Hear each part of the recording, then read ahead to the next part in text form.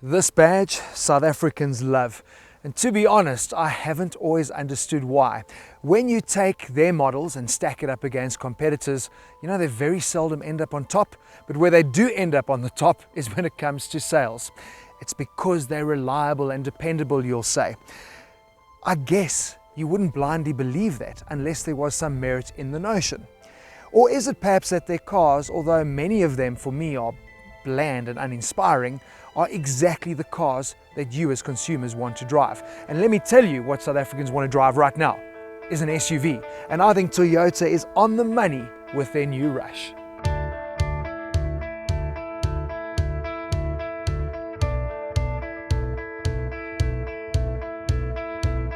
It looks really good, eh? Especially like this, dead on from the front.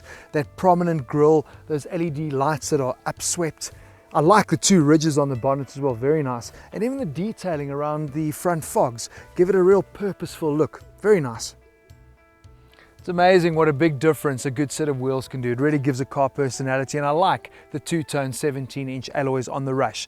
It has class-leading ground clearance of 220 mils, and with all that cladding in the right places, the crossover from MPV to a legitimate SUV I think is complete. What is also interesting, even though the Rush is only rear-wheel drive, it's got a weight depth of 600 millimeters, and with its rough road compliance, trust me, this car is going to go to places that the competitors wouldn't even consider. I like these two strong lines that run the length of the car, in particular the shoulder line that runs into the LED taillight cluster. Without them, it would be a pretty bland sideshow. The color-coded boot spoiler finishes things off nicely. But all the action is in the rear because Toyota South Africa has decided not to bring the Rush out with a third row of seats. The cup holders, of course, are the giveaway. I think it's a good move though, because the Rush and the Avanza then clearly don't compete. And what it does give you is an SUV that now really does have legitimate space. 607 litres in fact. And yes, you can fold the seats forward, and when you do, it's pretty much cavernous. But this does pose a bit of a problem for Toyota, and it is one that they are working on, is how do they provide a cover for the boot area, something that you have to have in South Africa.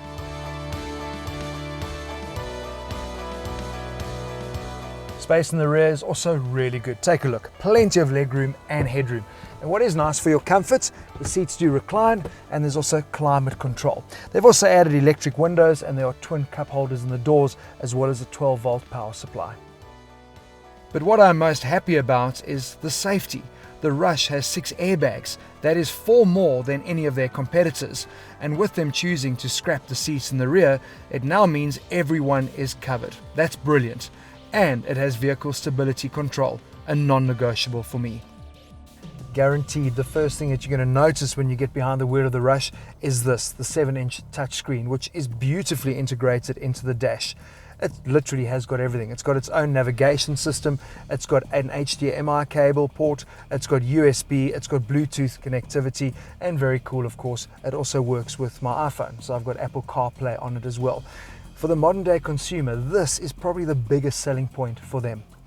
The steering wheel has some functionality on it, but let me tell you what irritates me the most is that it's got rack, but it doesn't have a reach adjustment, and that makes it really difficult for me to get into my ultimate comfortable driving position. But in general, you really cannot fault the specification level on the Rush. It also has electric foldable mirrors, it's got climate control, and there's park distance control with the reverse camera. Oh yes, it also has plenty of cup holders up front. I like what they've done with the two-tone on the dash, it looks really good. But then to go and put it on the doors, I mean, think about it, it's going to get so much hand action here that within a week or two it's going to be grubby. Not a good move.